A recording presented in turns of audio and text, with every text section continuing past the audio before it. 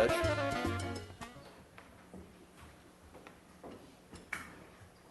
Pledge allegiance to the flag of the United States of America and to the republic for which it stands, one nation, under God, indivisible, with liberty and justice for all.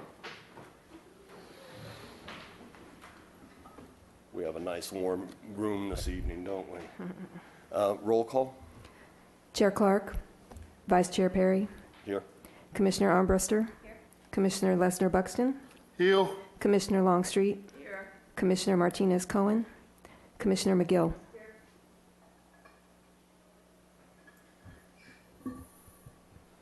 Any changes to the agenda? No. Communications? Public comment?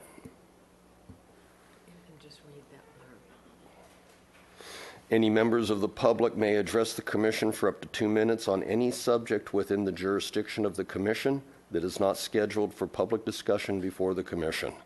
The total amount of time for public comment will be 15 minutes. Our youth council member here. Please come forward. I'm sorry. So Commissioner Chair Perry and Commissioners, we have Nathaniel, I'm going to get it right, Getachow. Getachow. Yes? Yeah. From the... Thank you, Commission, for having me. So, on the Youth Council, we just had our recruitment season, and we got 3 new members: Sean Brofel, Marco Palmerin Pina, and Julia Miner. So, Sean and Marco both go to La Cuesta, and Julia goes to Anacapa, which fortunately means that now we are a full council, which is the first time in a while that we've had that. So that's a good thing. This past Sunday, we raised $400 at Montecito Vaughn's doing a bake sale. So we plan to put that money to good use in some of our upcoming projects. One of those projects is a Teen Leadership Conference that we're going to be holding in spring. It's an annual event, so this year we're going to be addressing things like mental wellness and gun safety. That's something we addressed last year too, so hopefully it will be informative and good. So that's one thing for the future. Another thing for the future is that we're having our next meeting next Monday at the Franklin Center at 5 o'clock. We'll be holding our end of the year dinner there as well, and you're all actually invited to it. Welcome to attend. And one thing that I forgot actually, this past Saturday, we held a meeting with the Coalition Against Gun Violence's Gun Safety Task Force. So this task force has members from Salud Carvajal's office, has representatives from Goleta, various coalition members, and now us. And I believe this task force is still growing. So we talked about our plans for the future. I believe the Youth Council's role in the task force will mainly be talking to the school boards locally and trying to encourage them to enforce or disseminate information about gun safety to the parents. Yeah, that's all I have for you. You have any questions? That's all good news. Do we have any questions? No. Thank you. We'll close comment. All right, thank you. Commissioner's report. We'll start down at the right end. Commissioner Bruxner. Yeah, yes, I was able to go to the youth council meeting last week, and the gentleman said it better than I could, so I'm really proud to be a liaison on that committee. Thank you. Commissioner McGill. Okay, so unfortunately I was not able to attend the rescheduled Park Foundation meeting.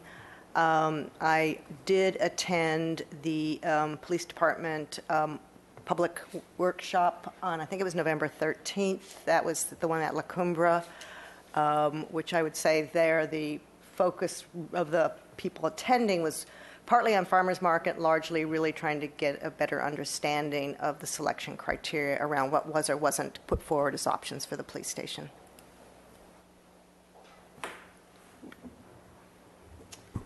The golf committee meeting was canceled for December. Go ahead. I attended the Sea Level Rise Adaptation Committee meeting. It will start up again after the first of the year, and there are more public meetings coming, but I'd encourage you to look at the information on the city's website. This is a really important topic to all of us, and the city is beginning their preparations for this plan, and we really should all be aware of it. The impact's down the road. It's not tomorrow, but it's closer than we all think. So please look at the website, attend the meetings and learn about it, and get involved. Everybody should be involved in this. Thank you. Arts and Crafts also canceled their December meeting, so there's nothing to report. We can close. We have a ceremonial item. We have a recipient of a 5-year pin, and I'm asking you to read that. Okay. So this is... Is summer present? Actually, Chair Perry, we have a couple of employee recognitions. Maybe we should do all of those and then Come to that. return to the comment. So please go ahead. Thank you. For the month of December, we had 3 Parks and Recreation employees get recognized at City Council. The first one is Summers Case. She's our marketing coordinator. She got her 5-year pin.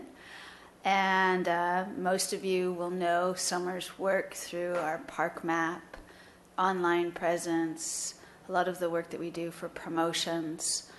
She works closely with our recreation division staff, our park staff, our project staff, me, management team, and has done a lot of work to really give us a new look and feel. And we're happy to recognize her for 5 years. And then also Christopher Clark, who's a code enforcement officer in the Creeks Division, 5 years. Chris actually was a lifeguard, a beach lifeguard, I believe, at one time, or maybe Los Baños. Then he was a park ranger, and he's been a code enforcement officer, I believe, for the last 3.5 or 4 years. He's doing a great job in the Creeks Division. And then we have George Jimenez, who is recognized for 20 years. George is our tree care specialist, so you see young trees all around Santa Barbara, and chances are George had a hand in planting them. And he's done a variety of tasks throughout the forestry division, in addition to planting trees and caring for trees, working with our crews in tree maintenance. Thank you. Thank you. We do have a comment here from Chair Clark. Okay, so I have been asked to read this on behalf of Chair Clark. I was about to start with the rose. Could you please forward?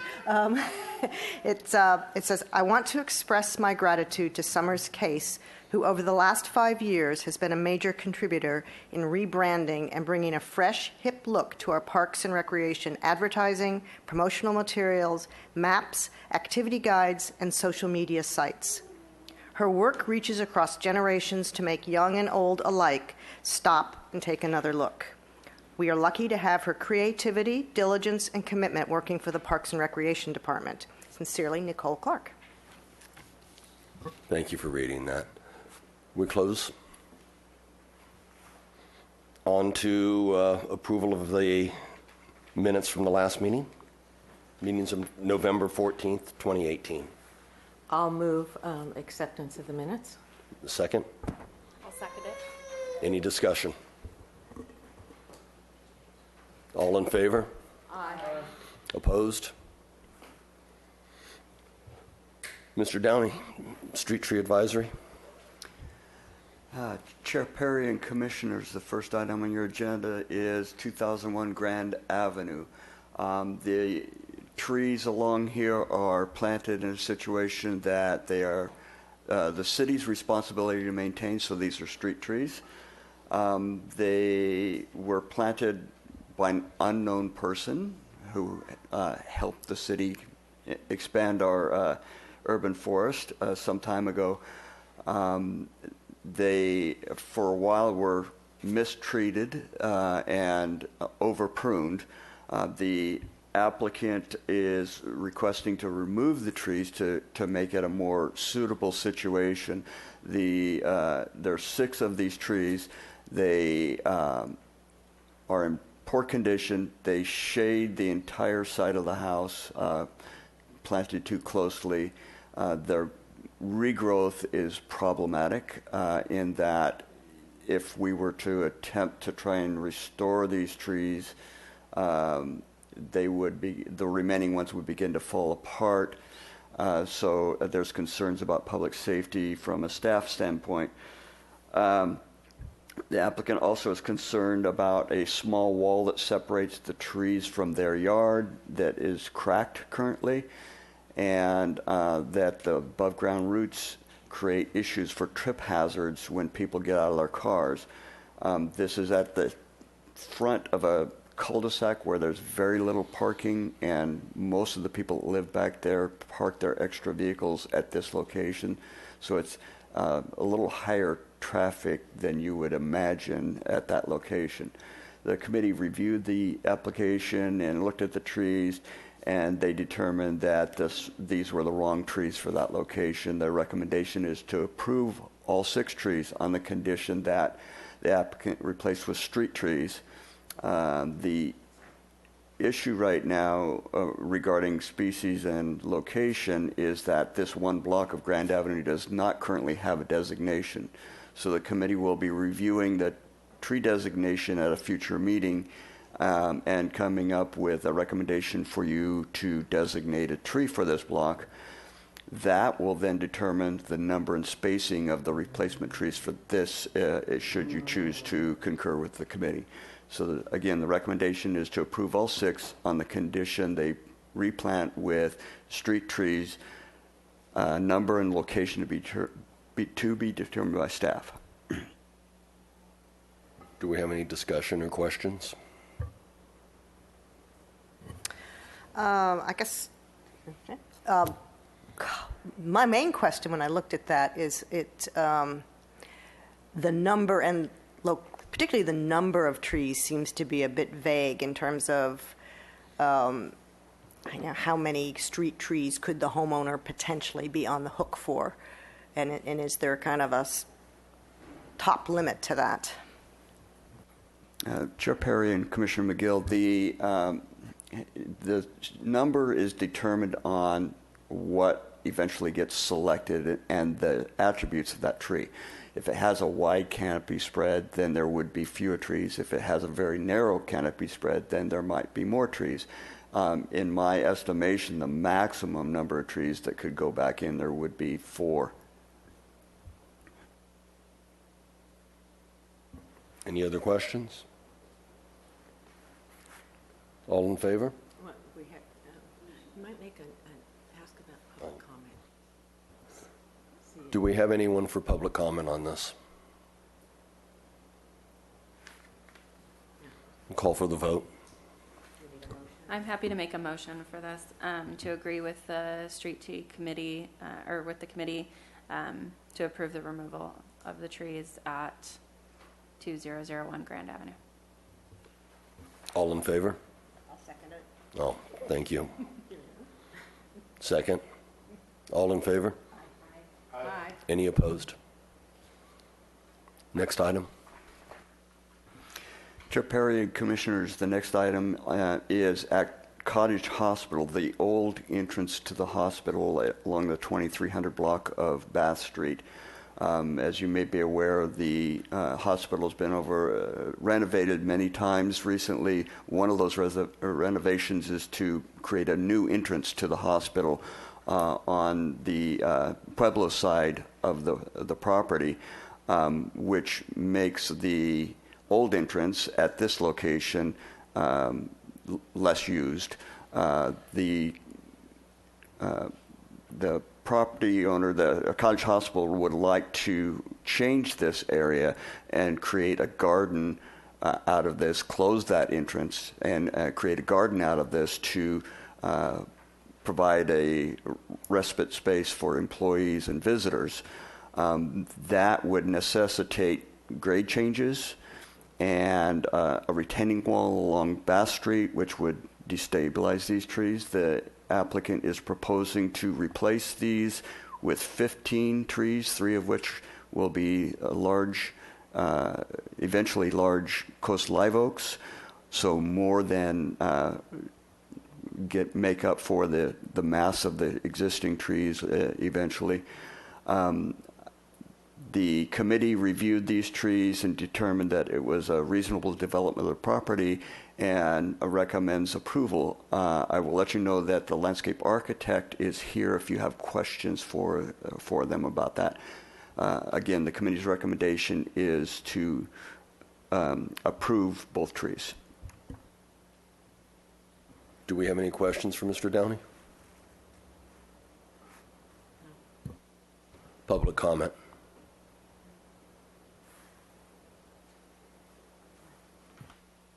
Discussion. I was going to make a motion. I would make a motion that we approve this removal and concur with the recommendation of the Street Tree Advisory Committee for the 2300 block of Bath Street. All in favor? Aye. Opposed? On to the next item. Chair Perry and Commissioners, 17 South Milpa Street, the owner of the property is in the process of getting approvals for redeveloping the property. They're attempting to draw a grocery store into this this shopping mall, and one of the considerations of the potential lessor is to they're concerned about security on Lower Milpas, and they feel that the street trees pretty much block visibility into the shopping center. And their desire is to remove that visibility issue and install queen palms as replacement street trees. There are 9 Metroceros excelsis along the front of this property. They're proposing removal of 8 of those, and a fig tree on the Carpinteria Street side of the property.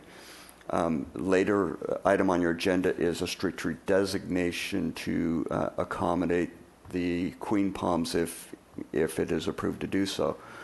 The committee reviewed all this. The committee questioned that the canopy would be valuable to the area, and then the applicant was discussing the changes that would happen that are proposed on site. They're proposing to redo the parking lot to realign it so that parking is more efficient, but they are retaining the jacaranda trees behind these trees in place, so there will be mature canopy there, and the committee felt that the Metroceros would not be a big loss of canopy because there would still be that canopy in the area with the jacarandas. On the Carpinteria Street side, through an oversight, the applicant wants to also plant palms on that side, which would require a change in designation on that side. That will be at the next committee's meeting to discuss a potential designation change for Carpinteria. So the committee wants to wait on a decision for the fig tree on the Carpinteria side so that they could discuss that at the same time as they discuss the tree designation. They felt otherwise it was a reasonable development of the property, and that overall the palms coming from would match neighboring palms in the area, and so they feel it would be a good project and improve the area. The recommendation is to approve the 8 Metroceros proposed on the condition they're replaced with designated street trees, and postpone a decision on the fig tree on the Carpinteria side until a later meeting when they can have an opportunity to discuss the designation. So the recommendation is to approve the 8 trees on the condition they're replaced with designated street trees and postpone a decision on the fig tree. Also, the landscape architect is here for that if you have questions of them. I do. I have a question. I have a bit of a pet peeve about the placement of the trees and the light poles on the sidewalk. Is there any way that they can be realigned so that you don't have the slalom course that I think is difficult for people with mobility issues or with a stroller, but where we have all of everything on one side or the other? Does that make sense? Chair Longstreet, or excuse me, Commissioner Longstreet and Commissioners, let's talk about the placement of the tree wells, because that's pretty much what influences what you're discussing. Right. The idea behind putting tree wells at the back edge of sidewalk instead of at the front edge of sidewalk on heavily trafficked areas is to get those trees away from traffic. The current proposal is to reuse those locations. And there's no proposal at this point to move the pedestrian and street lighting at that location. Well, if that could be accommodated, and maybe the narrowing of the sidewalk as much as it is in a heavily trafficked area with a bus stop, I believe there, it always is. It's just an impediment that I don't think we need to have. So if it can be worked out, Ms. Degas, if you would look at it with staff, I would appreciate it, because when you look at the pictures that we have, and I mean, we've all been there, and I am an advocate for getting a new market there. I think the development there is really important. But when you look at these pictures, there's some turning involved to get down the sidewalk, and I really would like us to just consider that, please. So I guess I have maybe question/concern about the recommendation to delay the decision on the fig tree. And really where I'm coming from with this is, like Commissioner Longstreet, I think it's important to bring a business in here. There's obviously strong support for bringing in the business, and reading through the documentation that's important to the potential lessee that these trees be dealt with. So what I am wondering is if it would not be possible to actually to facilitate this business coming in to approve the removal of the fig at this meeting, contingent on a successful street tree designation change next time or whenever it comes forward. Chair Perry and Commissioner McGill, certainly this commission can decide separately from what the committee recommends. It's my feeling that the committee would intend to likely approve that tree depending on what replacement trees they could get in. There was some concern expressed that the canopy trees going away would open up a big wall of a building that needed some softening, and the queen palms might not be able to do that. The concerns could be allayed by designating the queen palm and not necessarily putting them next to the building, but maybe where that fig tree is farther away, and doing a co-designation to have canopy trees that could soften the walls of the side of the building. It's my belief that that's where the committee will go with this. And I misspoke. The condition on the 8 Metro Sederos are on the condition that ABR approves the landscape plan for the parking lot. Well, I would are we ready for a motion? Okay, I would move that we remove approve the removal of the 8 New Zealand Christmas trees, with the condition of the approval of the landscape plan by ABR, that we ask the applicant to look at the placement of the trees in the sidewalk to see if it can be accommodated in any way. And we postpone the removal of the Indian laurel fig until the Street Tree Advisory Committee has time to work with the applicant and review the tree, or review the current plan. Do we have a second? I'm happy to second that. All in favor? Aye. Opposed? Carries. On to D, Mr. Downing.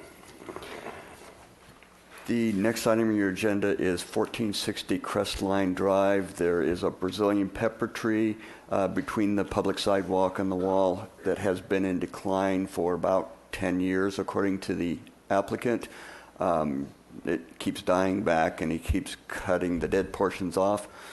At some point in the future, the applicant has indicated a desire to create a curb cut and driveway at that location so that he can have a recreational vehicle parked in the backyard behind fencing, which would be required by municipal code.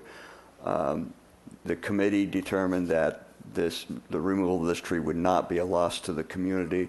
However, they did note that there's space for street trees at that location, and their recommendation is to approve the removal on the condition that the applicant place one street tree at a location to be determined by staff nearby this tree. Do we have any public comment? Discussion? No, I would move that we concur with the Street Tree Advisory Committee recommendation for the removal of the Brazilian pepper at 1460 Crestline Drive, with the street tree planting in a location to be determined by staff. All in favor? Aye. Opposed? D2, Mr. Downing. Chair Perry and Commissioners, at 820 Alston Road, the property is lined by two streets, Alston Road and Summit.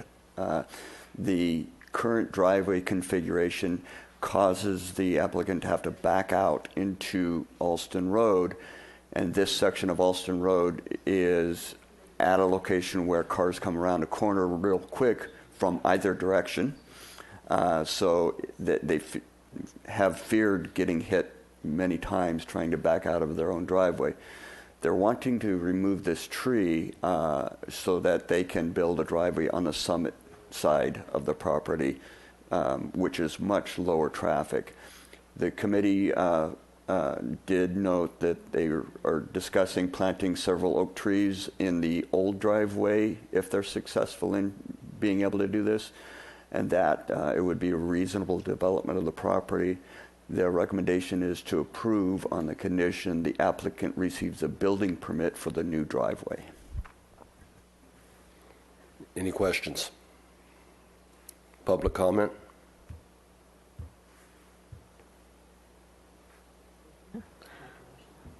Go ahead. I will go ahead and make a motion that we approve the recommendation for removing the Coast Live Oak on the condition that the building permit is received for the new driveway location. And would we like the applicant to also replant in the Yes. current driveway? Yes. Okay. Yeah. I'll second that. All in favor? Aye. Opposed? E1.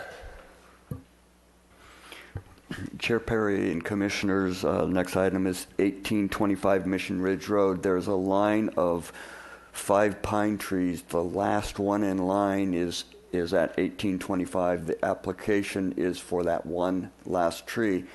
The applicant is pointing out that there is a defect known about trees that could preclude the safety of the tree. It's called included bark. That occurs when two major stems on a tree grow at the same time as opposed to one being subordinate. It creates a section where the trees join, the branches join, that has bark included in the middle and not a solid connection. The committee determined that this tree does have some included bark, but there's measures that could be taken to reduce the likelihood that one of these stems could fall. Some of those methods are by bolting the joint together where the two branches originate, cabling up higher, and reducing one of the stems, the foliage on one of the stems, so that it slows down its growth and eventually builds some proper growth habits. So the committee determined that there is no imminent danger for this defect, and that maintenance could be done via cabling or bracing to reduce the likelihood that it could fall. So their recommendation is to deny the removal. Do we have any questions for Mr. Downing? I know I've asked this question before, but so forgive me. But when I drove by there, I was really amazed at how close to the road those trees were, based on what the picture looks like. And those are setback trees, not street trees. Chair Perry and Commissioner McGill, the municipal code says that they would be street trees if they were also within the road right-of-way. The road right-of-way at that location does not go back to the middle of the trunk of the tree, so therefore they're setback trees. Okay, now because they are really close. And then just to understand a little bit better, if the tree is pruned, so basically to allow one of the leads to take over and become dominant, what would that do to the aesthetics of the tree? Chair Perry and Commissioner McGill, the suggestion to reduce one of the stems could be done in a way that it wouldn't even be noticeable. Essentially what you want to do when you have two very upright branches growing at the same time, you reduce the top out of it, you cut it back to laterals that are growing more horizontally, and that reduces the habit of the tree of aggressively growing at that point. So by cutting the upright portion out back to a horizontal lateral, it slows that one stem down and the other one can continue to grow, and it causes the tree through various chemical reactions to grow at different times. So by reducing to a lateral that is more horizontal, it slows that one stem down a bit. It takes some time, but it can improve the connection at the base. We have a speaker for public comment. Please come up to the microphone. So I'm actually in favor of removing the trees, as much as I like trees. Not just because there's a fear of the trees falling, but there's maintenance that doesn't take place by the city, so there's a lot of pine needles that build up that are a fire threat. And there are actually 5 trees there, and they all have the same issue. And I would think that the same liability to the city as well, and I just think that you should consider it seriously. Can I ask a question? Are you a neighbor or the yes. owner or? I am a neighbor. Across the street. Okay. And, seeing the needles pile up constantly, and it'd be nice if the city would take care of those, but they don't.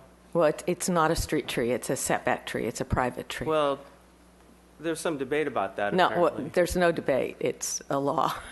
But just so you know, that would be why it wouldn't be cleaned up by the city. Oh, okay. Well, it does pose a fire threat, as well as fear of some of them falling. And I could have other neighbors address you to their concerns about it. But there's 5 of them. They all pose the same threat, and I would think the same liability to the city. Thank you. Thank you.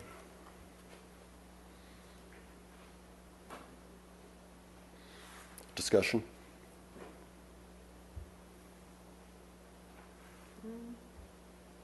Do we have a motion? Well, I am not an arborist, and I am an advocate for the canopy in our community. I understand this is a very large tree, and it's a very large tree on private property. But I would have to concur with the trying to save it. If it is not a safety hazard, and Mr. Downey is assuring us that it can be worked with. So I guess I would make a motion to concur with the Street Tree Advisory Committee recommendation to deny removal.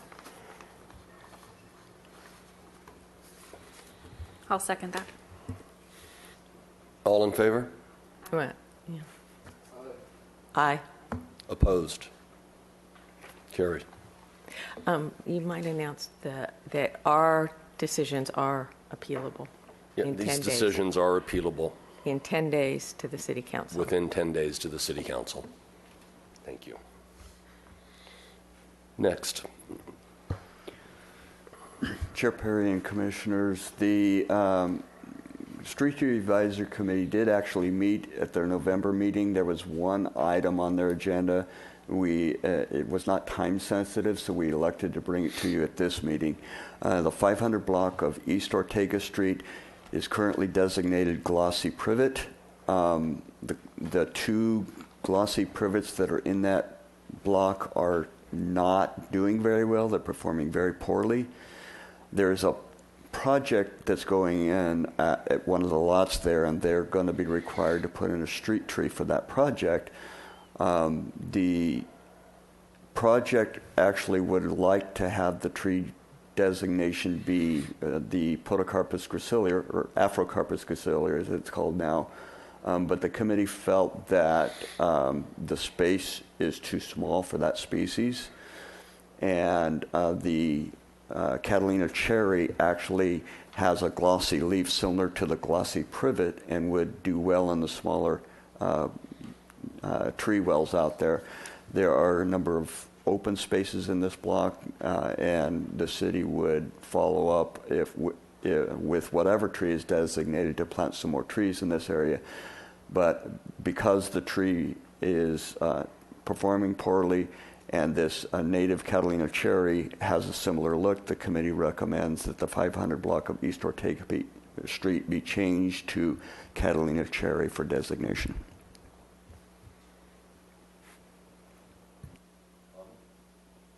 I guess my only comment would be that I'm encouraged to see natives selected as the designated trees. So I think that's a good thing. So I guess with that, if there isn't any other comment, I'll make a motion to support the change of the street tree designation to the Catalina cherry. I'll second. All in favor? Aye. Opposed? Number 2. Chair Perry and Commissioners, this one is related to the item you had earlier at 17 South Milpas. The currently designated tree is Metrosideros excelsus, New Zealand Christmas tree. The applicant has requested that the queen palm be considered as a co-designation to accommodate the desires of that project to open up safety visibility. The opposite side of the street currently has no trees or no space for trees. Our hope is when the Milpas Street corridor pedestrian master plan gets established, we'll be able to then find room for street trees. When that happens, it's likely going to be small spaces. So the co-designation of queen palm in that block might be important because they can fit in a rather small tree well. The committee recommends that the Syagris romanzophianum Queen Palm be co-designated in the 0-100 block of South Milpas Street. Do we have any questions for Mr. Downing? I would make a motion that we co-designate the 00 block of South Milpas with the Queen Palm. Excuse me, do we have public comment? Yes. Please come forward.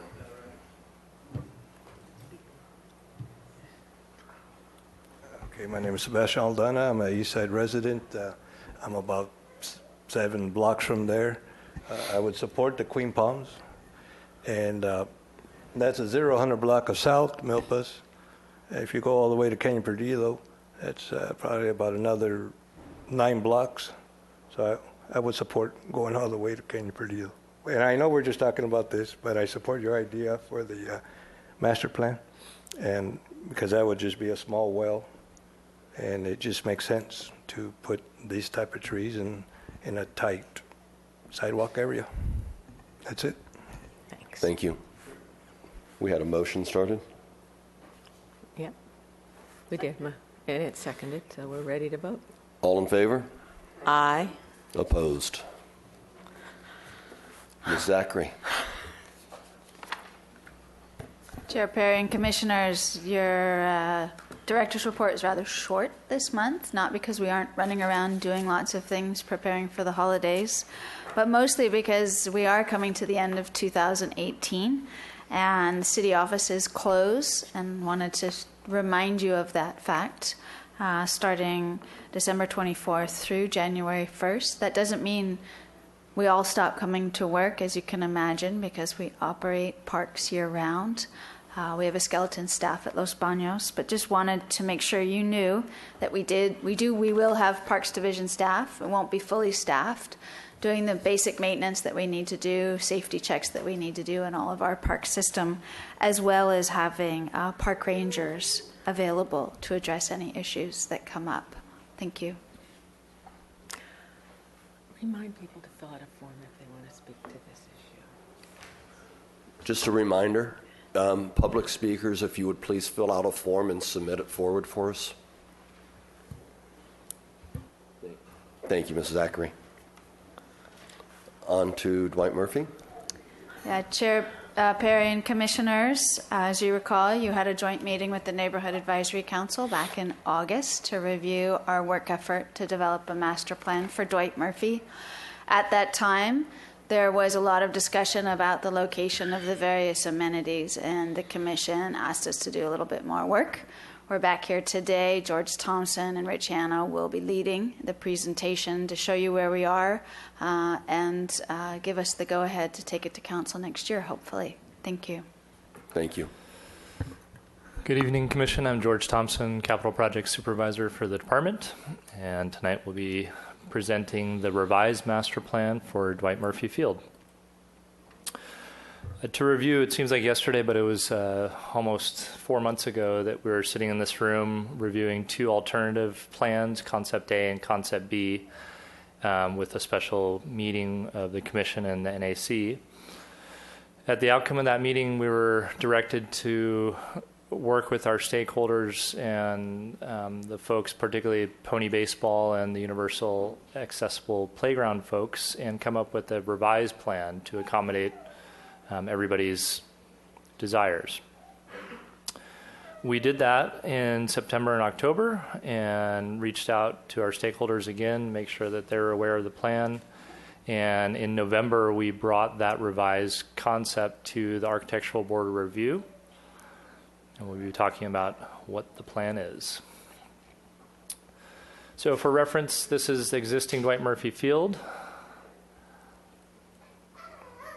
Here's alternative concept A that was presented in August. And so what we see here is really the issue was youth baseball needing space and the university accessible playground needing space as well, and where those could coexist. So the real issue for the playground folks is they really wanted a spot that was as far away from potential noise sources, potential pollution sources such as the freeway, railroad tracks, and it's not just a environmental health concern. It's some of the folks that are going to be using this playground do have conditions that are sensitive, highly sensitive to added noise, or in some cases, breathing.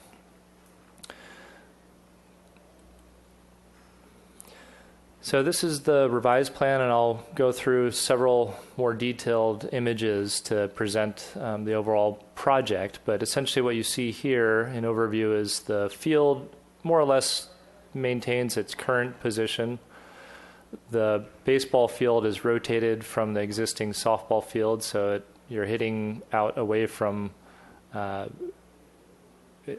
towards that direction, if you can see my cursor. And then the playground is located in this area here.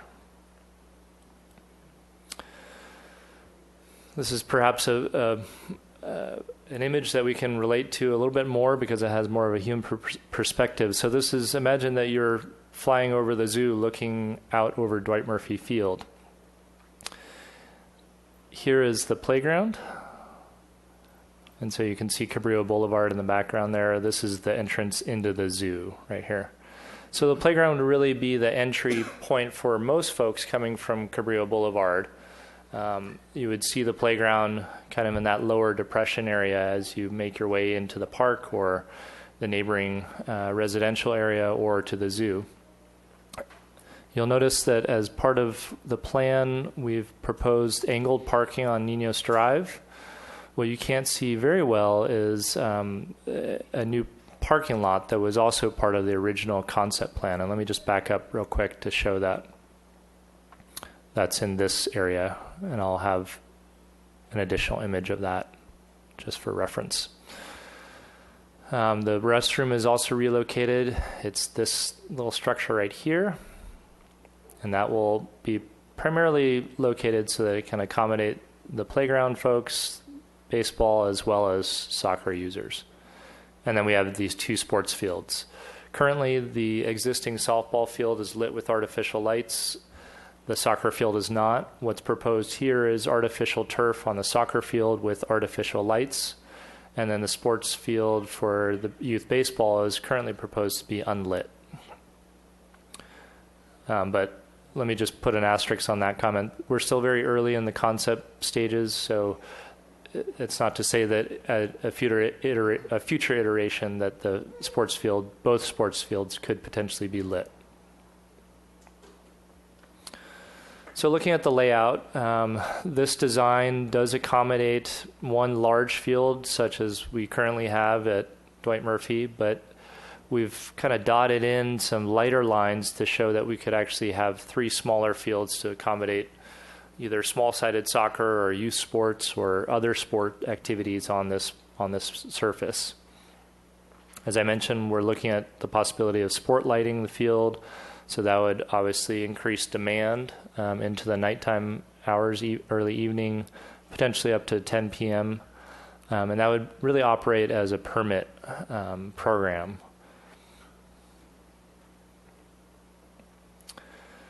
Okay, on the eastern edge of the park, again, the accessible playground. This is a concept that was really brought forward by the Gwendolyn Strong Foundation for a universally accessible playground.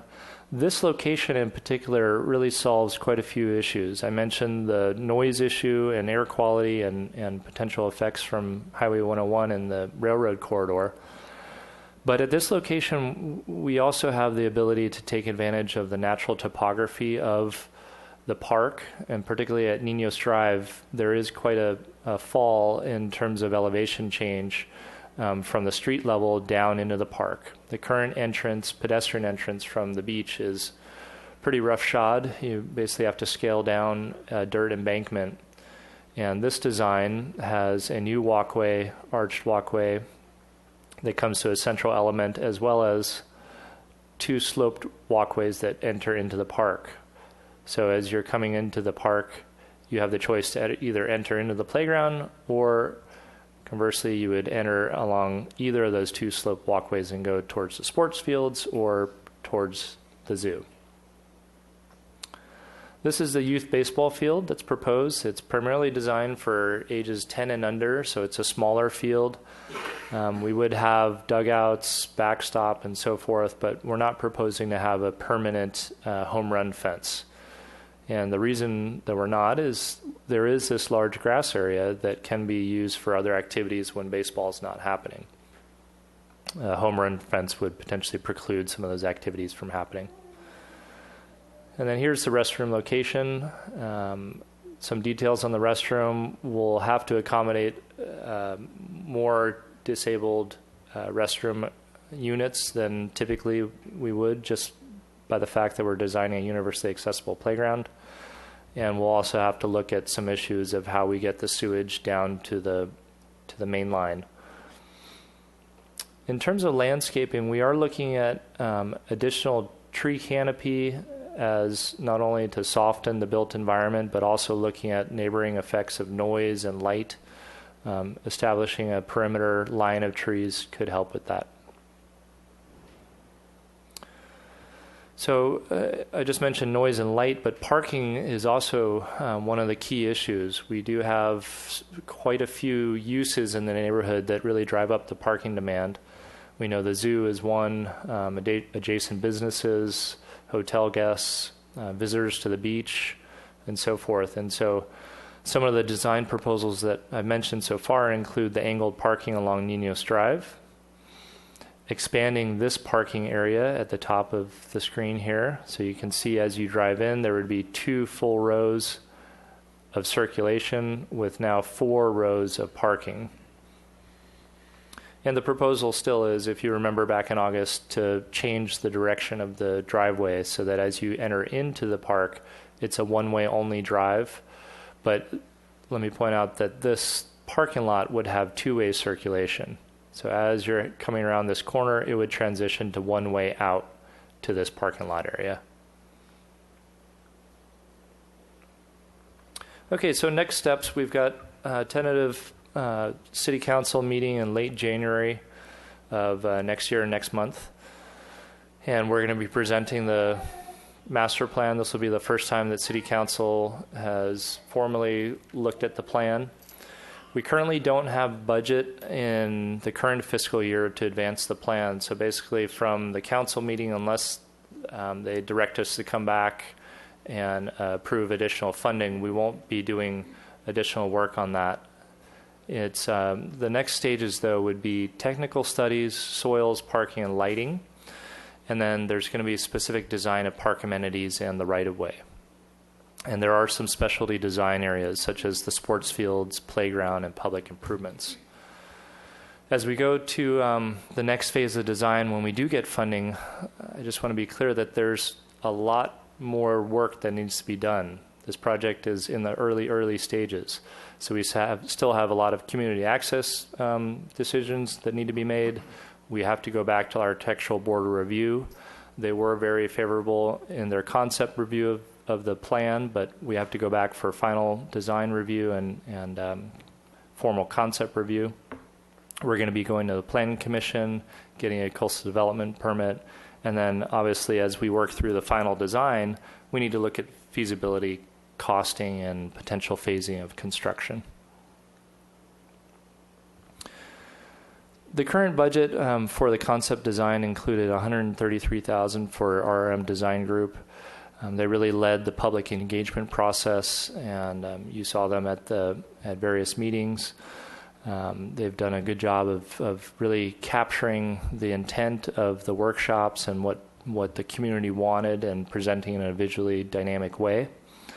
The department is proposing in our next 6-year capital improvement program to have funding, general funding, in the amount of $400,000 of general fund in FY20 that would primarily be used for those technical studies, preliminary and final design, developing construction documents.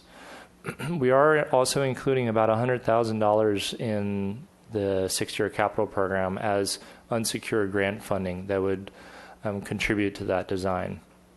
And then we have 2 additional fiscal years where we've indicated that we would have up to $9 million of construction funding. And obviously, since we're at such an early stage, we don't have an accurate estimate of the actual construction cost. The recommendation from staff is to have the commission recommend to City Council that the department proceed with advancing the preliminary design of the proposed park improvements when funding is available. And with that, we'd be happy to answer any questions. Questions? I don't have really any questions. It's more comments, so I'll hold them till we're to that point. Well, I've just got a couple of questions. It's kind of a general question in terms of as you've moved from the concept A to the concept that you're bringing forward today. I'm going to use the word, what do you think your biggest compromises are in this concept that maybe didn't exist in the first one? What have you had to give up to get where you got? Commissioners, I think what we were really trying to accomplish is not really looking at what we're giving up, but try to be, I think, on the glass is half full side and what we can accomplish with the space that we're given. It really is a matter of moving the parts around so that we can accommodate the most active recreational use at the park. We still have the ability to have the large flexible field space, which was one of the key elements in Concept A. That was really its valuable turf space that can accommodate a variety of activities. We were also afforded the ability to look more in detail at parking issues as we went through this next design. And so really maximizing the parking lot, the new parking lot area. And lastly, I think landscaping. We do have a proposal here that is quite robust in terms of tree canopy. I think that it's going to be interesting to see how the playground design works out, but I wouldn't say that we necessarily lost anything in that process. Yeah, and that seems to be, I'll say that for comment. You gained a lot by moving it where you did, based on the comments we got at the meeting in August. What about parking with respect to proximity to the playground? Is there an issue there? I'm just looking at the distance between the non-angled parking and the playground.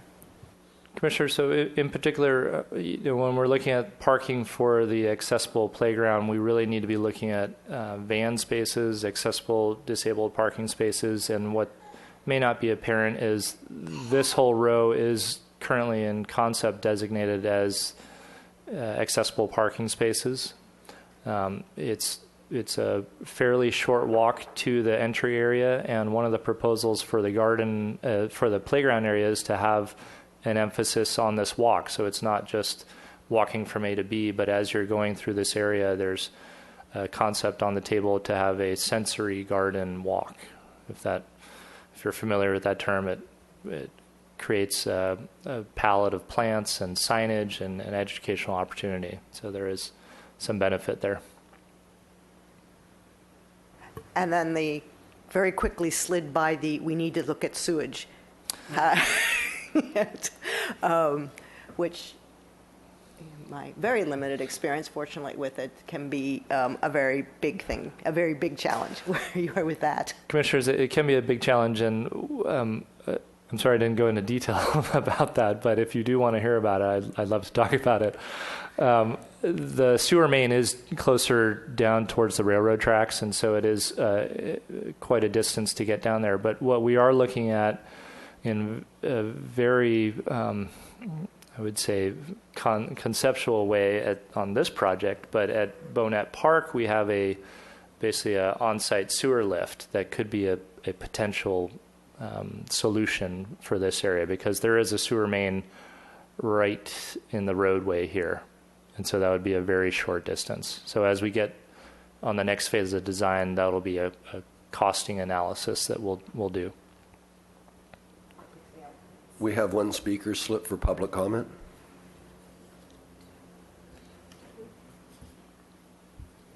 Sebastian,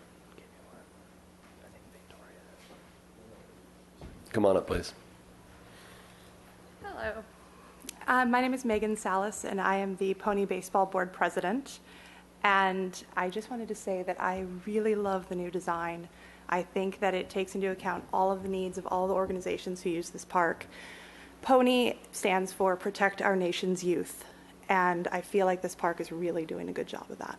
So I want to say thank you to Parks and Rec, and I just want to put our support behind this design. It really does everything that we had hoped it would do. So thank you very much, and thank you very much. Thank you for those comments. Much appreciated. Sebastian?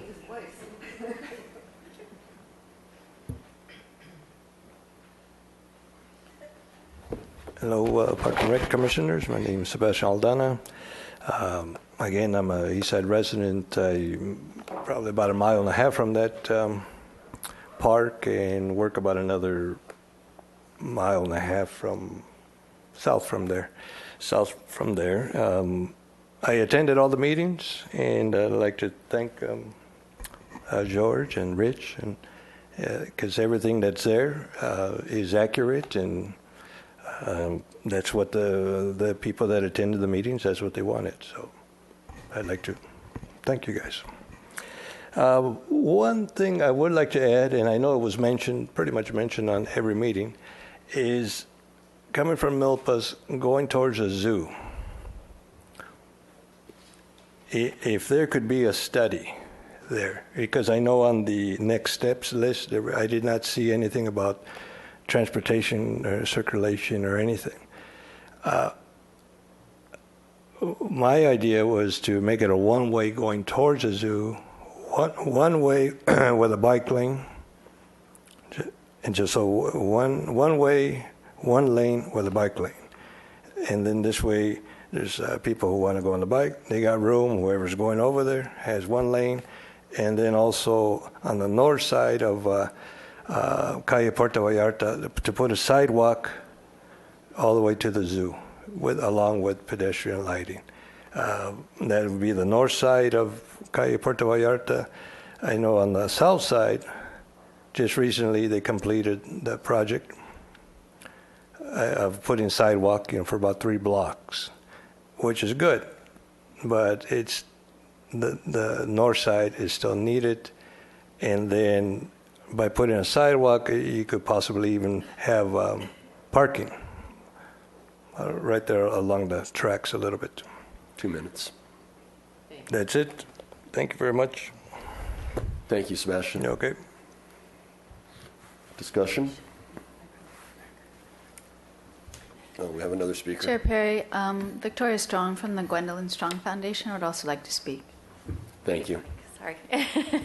I just also want to reiterate that I'm Victoria Strong from the Gwendolyn Strong Foundation, and we're going to fund the playground portion of this project. We're really excited about it, and we love this plan. So I just wanted you all to know that. We're really excited. Parks and Rec has been amazing, and we're just, really excited. Thank you. Thank you. Do we have discussion here? Hey, George, could you put up the very first slide you had of what it looks like now? I think we really all need to think about what we have now, envision what we could have and what the community has told us they want, and then what we see happening. And it's I thank you to the Strongs for your vision for the playground, the Pony Baseball for staying involved. We get to keep our soccer field. I just, the council voted last night, and I've got 4 more years, so you're on the clock to get this one going. I would like to still be on this commission when this park is built. The one thing I would say about the bathroom as you move forward is to consider family restroom, that it have a men's and a women's, but the family room I think is especially important for families with small children, and that they have a door that shuts and a place to corral everybody. I'm excited about the extra parking. I think that's great. The tree cover is going to be so much better. I think Sebastian's comments are well taken. I don't think we'll be able to fold the sidewalk into our park project, but it is, how we envision these things going forward is the connectivity for our community.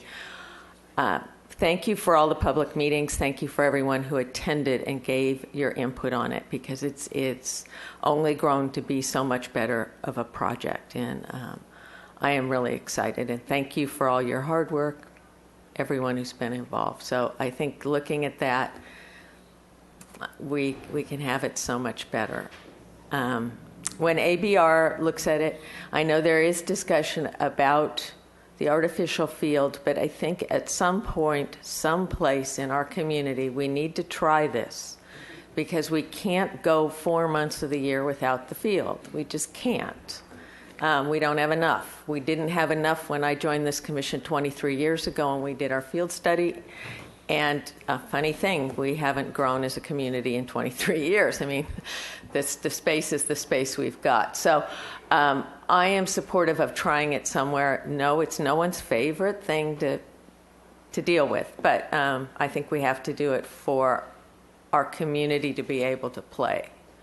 So thank you. And I am very much supportive of this project. Yeah, I mean, the only thing I would add to that is that I think this is a real testimony to the seriousness with which the department took the public engagement. And I think if the public felt they were not being listened to, they probably would have just stopped showing up. And instead, everybody worked together to get to the glass half full and come up with something that, by all means, seems like it really meets the fundamental needs of all the constituents, and it's a real tribute to the work you've put into it and the seriousness of intent with public engagement. So thank you. And I support it. I'm just going to add that I joined this commission whopping 12 months ago with the hopes of having the opportunity to see change and preservations to our parks, not knowing what was already in the works. So again, highest regards to the efforts that have gone out. I think it's wonderful to see a place like Dwight Murphy get such a long overdue update. So thank you. I would like to make a recommendation that we support the Dwight Murphy Field Master Plan and move this forward to City Council with our total support. I'll second that. All in favor? Aye. Any opposed? Thank you. Chair Perry and Commissioners, you will be going to your commission appointments and interviews now, since we have an estimated time of 5:15 and we're at 5:10, if that's okay. I know we have some people already in the audience that will be interviewing for the various committees. There may be somebody who straggles in later and we can pick it up as needed. Before we go to that, I would also just like to add a few comments regarding the master plan for Dwight Murphy and also for Ortega Park. We talked about how wonderful and exciting it was when we launched this effort back in March, I think, with City Council approval of the contracts with RRM, and very much enjoyed the engagement with the community, the tackling the difficult issues, coming to consensus, and being in a place where we have good recommendations for you to review and recommend, and then ultimately for the City Council. We've got a lot more work to do, as George Thompson indicated. There's complications that we need to overcome. I would like to see Dwight Murphy done in 4 years. That would be light speed. However, it could be done in phases, and if it's done in 5 years, I think, or maybe 6, it'll be the 100th anniversary of the city having that as park space. So perhaps that could be our secondary goal if we don't make it in 4. Okay, I'll settle for breaking ground. Ms. Zachary, how would you like to call these candidates? How should we call them? So for the committee, advisory committee interviews, you can start with the Golf Advisory Committee or the Street Tree Advisory Committee. Ask who is available. You have in your packet the applications, and each applicant can come forward and make their presentation to the commission. Then who do we have present for the Golf Advisory? Is Maureen Mason present? Please come forward.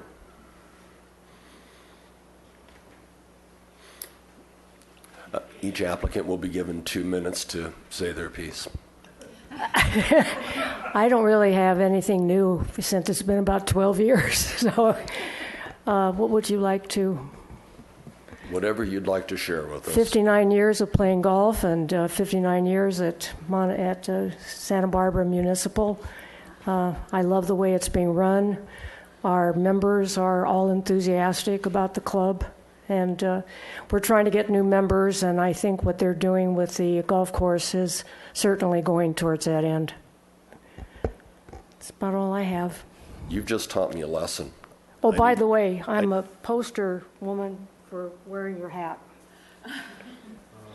I need to ask if you're an incumbent. Yes, I am. Got it. Okay. Thank you. You're welcome. Any questions before she goes? No, but we have by category, so I would think maybe we want to take them by category, and I would move that we appoint Mo Mason to the category of the Santa Barbara Women's Golf Club representative. I'll second that.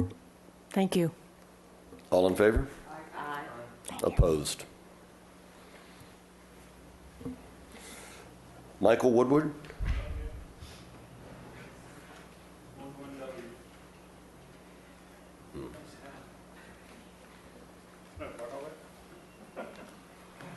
Hi there. Good evening. Incumbent? I am an incumbent, yeah. Tell us a little bit about yourself. What she said with fewer years playing golf here and there.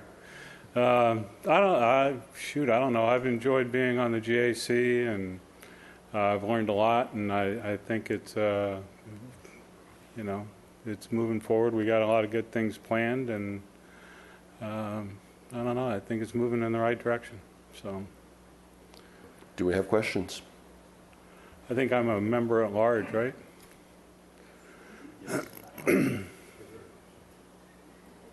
Anything you would change? Anything I would change? Well, I was sorry to see Mark go. I'm happy for him, but he did a bang-up job leading that thing along. But no, it seems to be. I mean, we're making changes as we go, and as things come up, that's what we change. So. Thank you for serving. It's been my pleasure, actually. So. It's been fun to watch the GAC come back together, and there were some years when it was tough, and I think you've got a good group going. Thank you. Yeah, okay. Thanks. So. Okay. Would like to make a motion? Well, we've got 3 to interview, so if we go down the road, don't worry. I'll help you with the logistics. So if we interview the 3, we can take them as a group, because we have 3 at-larges and we have 3 applicants. So, thank you. Perfect. Larry, do we have Larry Nellen?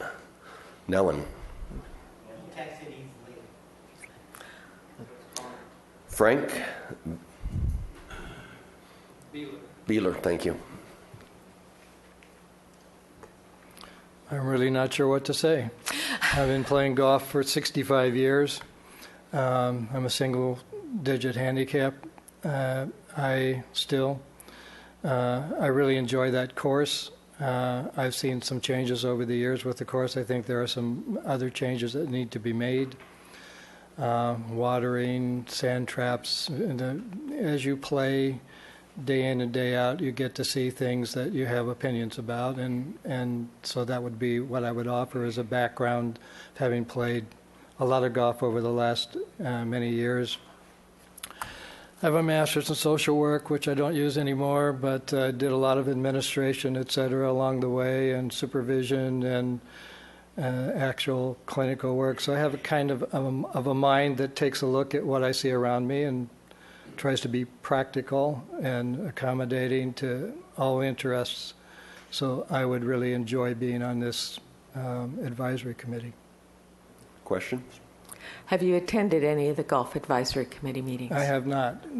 Jim Patterson is a good friend of mine, and he recommended that I come and be considered. Okay, thank you.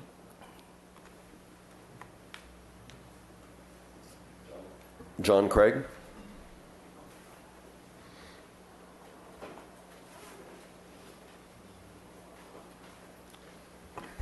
Good evening. I'm an incumbent representing the Los Paisanos First. I'm also the president of the Players Improvement Fund, and was involved in the whole transition on Corsico being evaluated and brought aboard.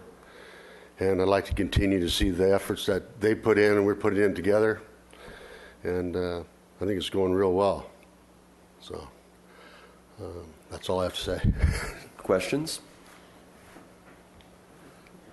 No, but I would move appointment of John Craig to the Los Paisanos position.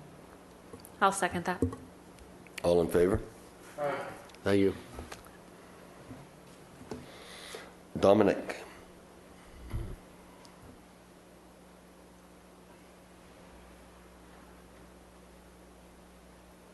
Intimidating. Good evening. I'm Dominic Namnath. I've been the chair of the Golf Advisory Committee for, 4, 5, 6 years now. And I've been on it for probably close to 10.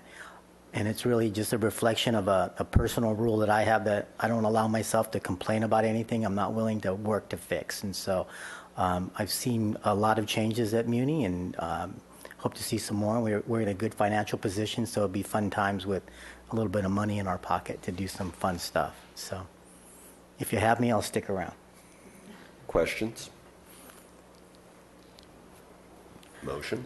I would move appointment of Dominic Namath to the men's club position on the Golf Advisory Committee. I'll second it. All in favor? Did you vote? All in favor? Aye. We're moving right along. And I would say we would go back to community at large till Mr. Nolan comes. He's right here. Oh, he's right here. Well, just... Perfect. Come right on up. I'm sorry I'm late. It's embarrassing. I went to 2 wrong buildings, but here I am. Hi. I'm Larry Nolan. How long have you been involved?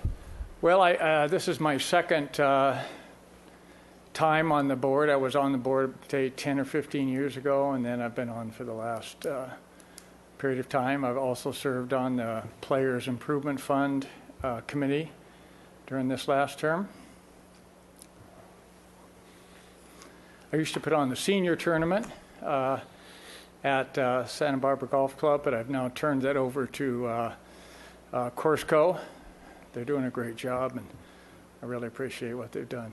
They're great to work with. Do we have questions? Okay, I would move appointment of Michael Woodward, Larry Nolan, and Frank Beeler to the 3 community at large positions on Golf Advisory Committee. I'll second that. All in favor? Any opposed? Congratulations. Thank you very much. We have 3 for the Street Tree Advisory Committee. For two vacancies. Is Bob Cunningham present? Thank you.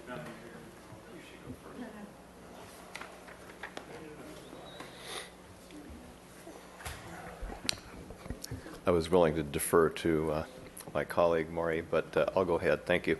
Bob Cunningham, I really don't recall when I was first appointed to the Street Tree Advisory Committee.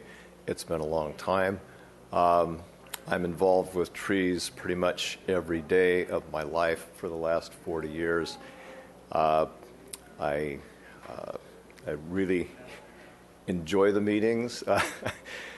I think when I think about what the meetings do for me, I think I get a whole lot out of it because I'm working with other people who have a great deal of expertise. I don't think I leave a committee meeting without feeling like I've learned something.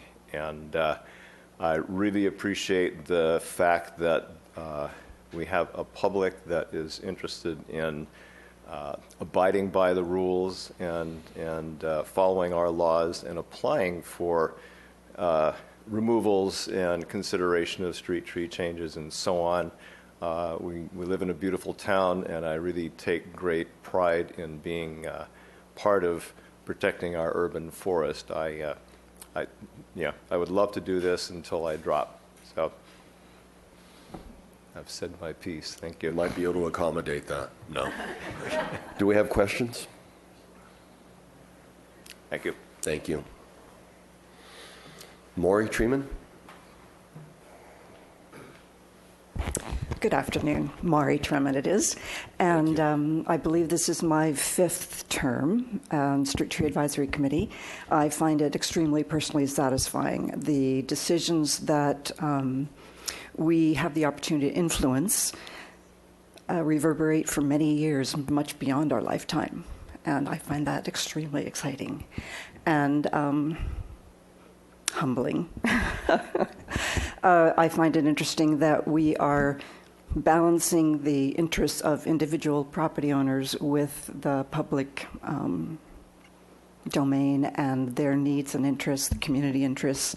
It's tough decisions on a regular basis, but I have tremendous confidence in our committee. We have a broad and very important balance of professional people and knowledge. And I appreciate the depth of interest that the Commission has in making your decisions and doing the research that you do before you make those decisions. I would very much appreciate being allowed to continue in this capacity. Thank you. Any questions?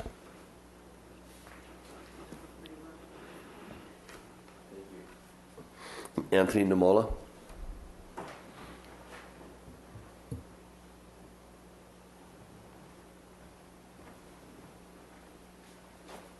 Hi, thank you. I go by Tony since I was born. Well, I would be brand new to this committee, and what I would be bringing to it is I've been in the business of tree care for almost my entire life, starting in 1980, and I'm currently working for a company the last 21 years whose main focus has always been to take care of trees. I'm a board-certified master arborist. I have a degree in horticulture. So I think that I could lend some expertise, but for me, I'm also hoping that it's going to be a learning experience and that I could garner information from all the other previous and currently experienced people who are taking care of Santa Barbara. And it is one of the most beautiful cities that I've ever lived in as far as the landscapes and the trees go. So thank you. Do we have questions? Yeah, I mean, I guess I do have one. You've heard both incumbents speak about the challenges of, particularly Maury, about balancing homeowner interests and rights with protection of the urban forest. I'd be interested to know, and I'm sorry, I apologize, this is going to be a very sort of general, open-ended question, what your thoughts are and how you would look at that balance and how you might think about addressing that balance. Yeah, well, I have some experience with that because I have interacted with previous municipalities. I worked up in the Bay Area for many years, so I have some experience with some of the cities up there. I've also worked with some of the utility commissions, and I've worked with a lot of homeowners. So I know what their concerns are. I know the importance of maintaining an urban forest, and there's challenges there, that's for sure. And I think I could be open-minded and see both sides of it. Thank you. Thank you. Okay. Thank you. We have comment? I do. This is a tough one because we have 3 good applicants. Mr. Cunningham is serving on ABR right now. So I'm kind of thinking he's putting his time in with the city, and we need to increase some new blood in our, this may be our opportunity. We don't make many changes, as we can see by this long service of Mr. Cunningham and Ms. Tremon. So that's sort of where I'm having a difficult time. I don't want to give up your expertise, but on the other hand, we're benefiting by your expertise as a city on ABR. So that's sort of where I'm conflicted right now. So. Other comments? Yeah. And I'm going to really echo to a large degree what Commissioner Longstreet has been talking about. And I know when you and I talked early on, when I started applying to be on this commission, the challenge of keeping historical knowledge and incumbency with getting some new blood and occasionally in different ways of thinking. And having looked at 3 really good applications and only one person who was forced to answer a question, it's a good opportunity, particularly with Mr. Cunningham on a different body as well, to mix it up a little bit and still get some good historical knowledge. So that's kind of where I'm leaning.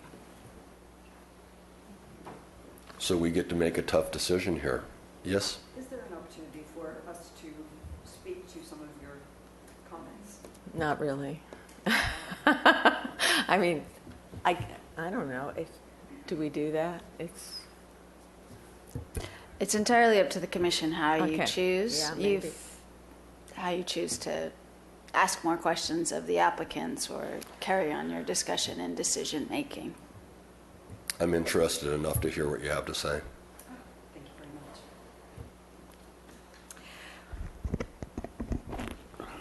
much. My concern with eliminating Bob Cunningham on the committee is he brings knowledge to the committee that no one else has. His experience as a landscape architect doing public projects and his extensive knowledge of trees in the design focus is invaluable, I think, at this point for STAC. We rely on him heavily, more heavily than we probably should.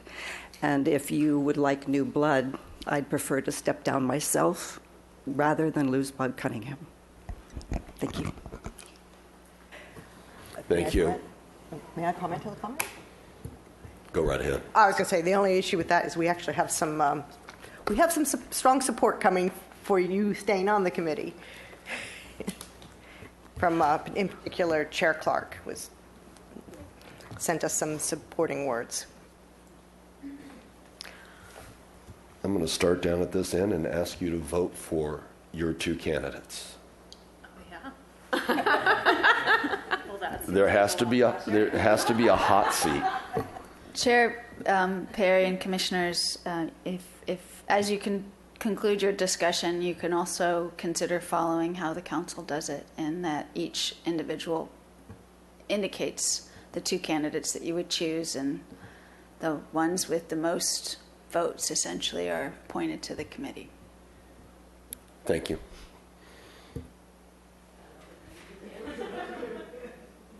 I'm going to vote to keep the 2 incumbents, Bob and Murray. I will do Damola and Tremon. Over here. Mm-hmm. Damola and Mr. Cunningham. Ms. McGill? I will go with Damola and Tremon. I'll support the 2 incumbents. Watch we come out with a tie.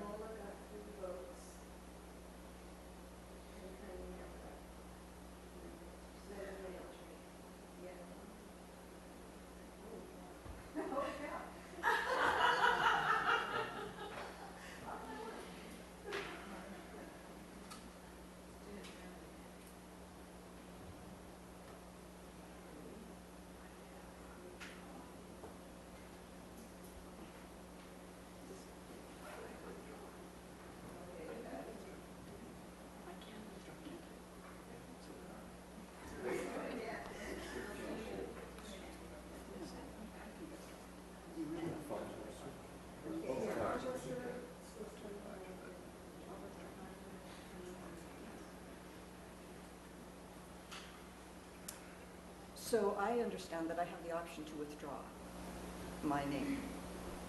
Is that correct? Come to the mic. I didn't talk to No, he did not. But it's something that I recognize that I may have the opportunity to do. You need to come to the mic because we can't hear you. Sorry. I said I have now recognized, not from Bob, he has given me no impetus to do so, but I recognize that I can withdraw my name. And if you want new blood, I do so. Can you confirm that for me, Ms. Zachary? Yeah, thank you. Thank you for your service. I really will miss you. Do we want an outcome? It doesn't. It's done. It's withdrawn. If she withdraws, it's done. Thank you. Yeah. Thank you for your continued service, Mr. Cunningham, and welcome aboard.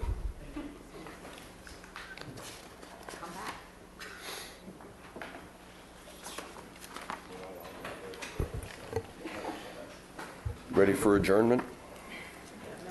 So, Chair Perry and Commissioners, we're going to skip backwards.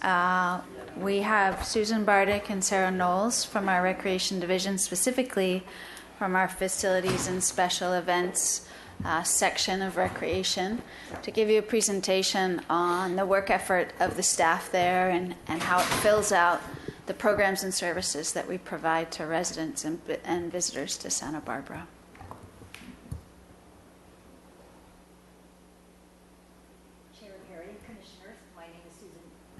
Chair Perry, Commissioners, my name is Susan Jang Bardick. I'm the Senior Recreation Supervisor for the Facilities and Special Events section, and I'm happy to give you an overview of what the section does.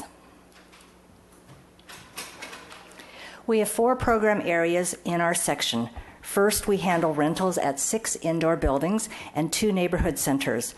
A year ago, we reorganized our department so that all facilities, except for the Carrillo Recreation Center, would be managed by one section, so there would be consistency in policies and how rentals are handled across the board. Second area is we rent 37 outdoor park and beach sites. Third, we handle the permitting of public special events and sporting events that take place in park and beach locations.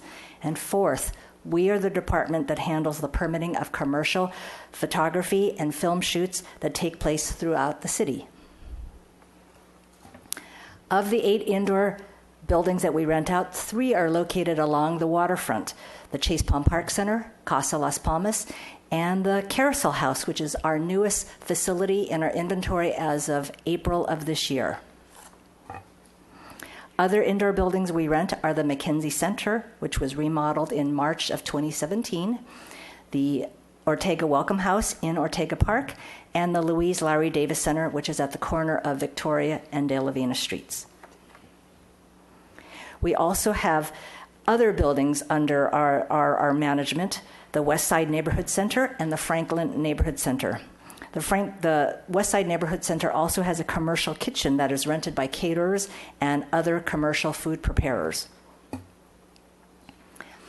At these 8 indoor buildings, we can accommodate anywhere from 50 to 200 people. Our buildings are competitively priced, and they're well maintained. Now, who are our rental customers? Our customers are varied. We've got individuals, we've got companies, we've got nonprofit organizations who reside in town or out of town.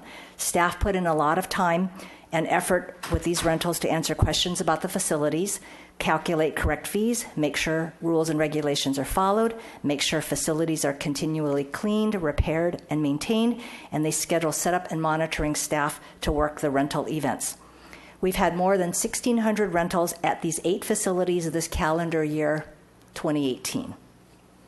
When the Cabrillo Pavilion renovation is completed in 2019, that facility's rentals will be handled by our section. Our section, the second program area, is rental of outdoor park and beach locations. We've got 37 outdoor park and beach sites.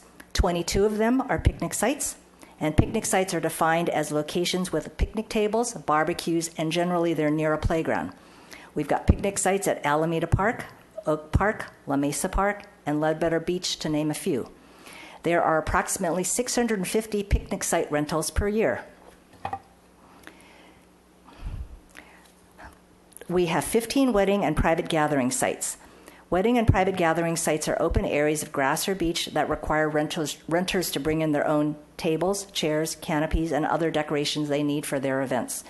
Wedding and private gathering sites are Alice Keck Park, Mission Rose Garden, and various areas at East Beach, to name a few. We have about 100 to 120 wedding, family, and company events at these sites per year. Our third area that we manage are community, special, and sporting events. City Parks and Beaches host 110 community special events and sporting events per year. These are events that are open to the general public, such as festivals that offer food, music, and vendors, walks that benefit nonprofit organizations, and running races that challenge one's athletic abilities. After 15 years as the staff person directly handling the permitting of special events, I am stepping away from that role as I move into more of an oversight position. Today, I'm happy to introduce our new full-time special events coordinator, Sarah Knowles. Sarah has been on the job for about 4 months, and she will take over and start talking about the special events we have. Thank you, Susan. Good evening, Chair Perry and Commissioners. I'm sorry. It's my pleasure to give you an overview of the special event permitting process this evening. The permitting process begins with an inquiry by phone, email, or in person. Some people actually come into our office. After discussing the scope and elements of the proposed event with each event organizer, I assist them in choosing the appropriate park or beach location to host the event. Event details such as the number of anticipated attendees, parking availability, and the need for electricity, whether or not they have amplified music or are serving alcohol, will determine which park space is appropriate for their event. Because many of our special events occur in locations adjacent to picnic sites and areas booked by private rentals, it's very important for me to verify that the proposed special event won't negatively impact another event that's occurring on the same day. If the event is being held for the very first time, the initial conversation with the event organizer can be lengthy, as I will review with them the rules and permitting requirements as detailed in our special events planning guide to ensure that they understand the additional requirements that apply to any event that's open to the general public. So the application phase. After the initial discussion to review the scope of the event and determine a date and location, the organizer then submits a special events application. From the information provided on this application, I then prepare a confirmation letter and preliminary permit which details the fees due, the due dates, and additional permit requirements. For example, if the event plans to offer food and beverage to their attendees, I will then direct the event organizer to obtain a temporary food facility permit from Santa Barbara County Health, and also instruct them on specifically how many trash and recycling receptacles they need to provide at their event. If the event is a walk or a run, the organizer will be notified that they are required to submit a separate application to Santa Barbara PD for use of a public right-of-way, which is the sidewalk or the street. If alcohol will be served at the event, I will determine what type of beer garden is required and instruct the organizer to obtain an ABC permit. The purpose of the application phase is to ensure that the permit requirements applied to a special event minimize liability to the city, ensure public safety, and lessen negative impacts that the event could have on the park, beach, or surrounding neighborhood. So after that, we go into what we call the pre-event phase. After the organizer receives the preliminary permit and confirmation letter, our pre-event phase begins. During this time, numerous questions are received from the event organizers as they finalize all of their event details and apply for the various additional compliance items that are required. Special permits such as liability insurance or conditions as liability insurance, permits issued by other agencies, and their fees. These items are turned in as received by the due dates listed in their confirmation letter. Our department may also request a pre-planning meeting with the organizer at the event site to review event setup details and any potential challenges. At this point, I will include other city departments affected by the event, such as Santa Barbara PD, the Fire Department, and Waterfront Parking Division. Once the countless details are in place and the various permit requirements have been fulfilled and turned in, the event organizer receives their fully approved, countersigned special events permit from our office. On the day of the event, an empty park or beach is transformed into a bustling event space, complete with good food, merchandise vendors, live music, perhaps a beer garden, and activities for children. During the event, park monitors are scheduled to act as the day of contact for the event organizer and oversee the event details to ensure that the rules and regulations detailed in the special events permit are being followed. The park monitor then performs a post-event inspection to ensure that the event site is returned to the same state that it was in before the event began. I'd like to say very special thanks to all of the many event organizers that we work with in the city. They play a huge role in making our city a lively, vibrant, and caring community. Chair Perry and Commissioners, thank you for your time. And now back to Susan. The last program area handled by our section are commercial photography and film shoot permits. 10 years ago, the city adopted a one-stop permitting process to be more user-friendly to the commercial photography, film, and television industry. Rather than going to multiple city departments to secure appropriate permits for the use of the street, sidewalks, park, indoor facilities, they now go to one department, Parks and Recreation. We review the applications, issue permits, and work with other affected city departments to ensure filming logistics go smoothly and street detours and closures have minimal impacts to the community. We actually permit a lot of fashion shoots and reality television shows. Santa Barbara has been the backdrop for TV shows like The Amazing Race, The Great Food Truck Race, and series like The Bachelor and Bachelorette. We have even permitted major motion pictures in our community, such as It's Complicated and 20th Century Women. We process about 55 photo and film permits per year. Now, this slide shows the revenue that each of the program areas are projected to bring in during fiscal year 2019.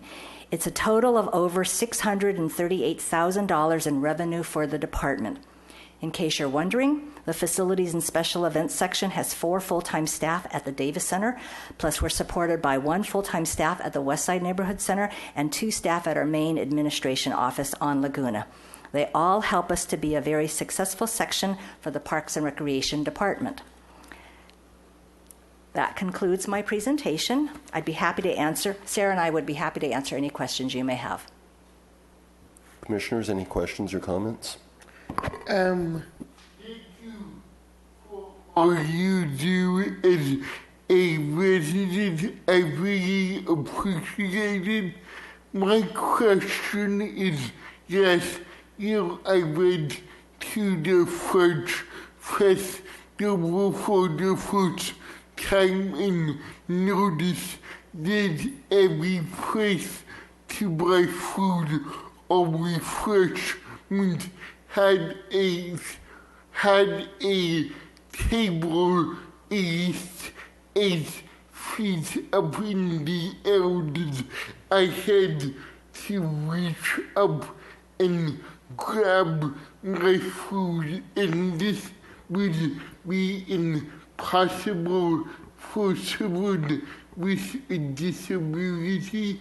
And I have also heard the same comments and Fiesta about the food vendors having tables that are way too high, and I just want to make the point that I'm wondering if you go over the height of the table for someone selling food at festivals, and whether you can please encourage them to not make the public reach so hard to get their refreshments. Thank you. Chair Perry, Commissioners, I appreciate your perspective and thank you very much for that information. I know that we as the city, there are county health requirements that require a lot of times that the food is served from within the booth. And yes, you're right. It is probably not accessible to those that might be in wheelchairs. So that's something that we can pass on to the county health department to see what can be done, to see if it's possible for them to leave that booth enclosure, or if there's some other lower window that could accommodate people in wheelchairs. So thank you very much for giving us that perspective. So it's a county issue, not a city issue? Correct. The city does not have a health department, so we defer to our county health to make and implement all the rules and regulations. So sometimes when you go to a festival and you wonder, why is someone who's serving you food peeking through that little mesh screening, and they've got a little window to pass food through? It's for the general public's health and safety. Okay, thank you very much. You're welcome. So it's nice to get this report in the perspective of the reorganization. To have I'm glad to see everything's kind of all the rentals have come in one spot. Have you found that streamlining to be more effective for the department in general? We have not heard any complaints, is the good news. Chair Perry, Commissioners, I think it always is best when our policies, our rules, our regulations are applied fairly evenly across the board. And, that I'm not saying that wasn't happening, but, by having one supervisor overseeing all of that, I think it's been a good thing. I think it helps from the training perspective, also for the monitors, that the monitors are held to the same standard throughout. So thank you. Chair Perry and Commissioners, I would also add, Susan got her 20 year? 20 year. 21? Well, it was 20-year pin recently. A lot of what she brings to the section is years of knowledge and experience, and her ability to lead and train staff. And so the advantage that we see as well is, in addition to making sure we have consistency, but also just that knowledge and experience. And that's why the section is so successful, from Susan's leadership and also obviously the staff that make it happen as well. Other comments? I'm almost speechless. I've had the good fortune. I knew this was coming, but hearing it from you tonight makes it all the more real to me. We've had a wonderful, wonderful run, and I cannot tell you how much I appreciate the time we've been spent working together, and what a fabulous relationship you have made with all the festivals, all the vendors, all the tenants. You have really held this thing together. You've become the glue for that division of Parks and Rec. And I got goosebumps thinking about the time that we've spent. You got big shoes to fill.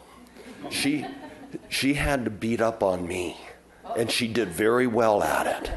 So, Susan, my congratulations to your future. Thank you very much, and thank you for your really kind words. I would just like to bid farewell as we conclude our meeting to Tara. It's been great to serve with you, and I hope you'll come back to the commission someday soon. With that, we will adjourn.